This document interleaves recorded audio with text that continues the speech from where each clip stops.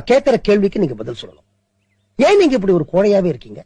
Sir, நினைச்ச அப்பா அம்மாவுக்கு நான் பிறக்கல, கிடைச்ச அப்பா அம்மாவுக்கு தான் பிறந்தேன்.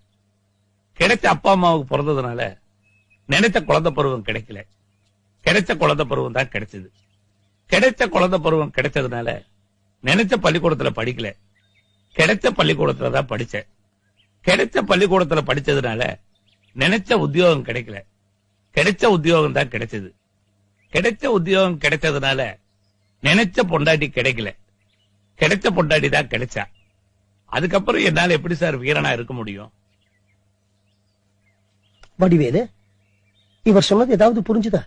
நினைச்ச மனுஷனை நீங்க கொண்டு உட்கார வைக்கல, கிடைச்ச மனுஷனை தான் உட்கார வச்சிருக்கீங்க. கிடைச்ச மனுஷனை உட்கார வச்சதுனால நீங்க நினைச்சபடி அவரால பேச முடியாது. அவருக்கு கிடைச்சபடி தான் பேசுவாரு. நீங்க பொறுத்து தான் ஆகணும். ஆமை கரெக்ட் மிஸ்டர் நீலகண்டன்.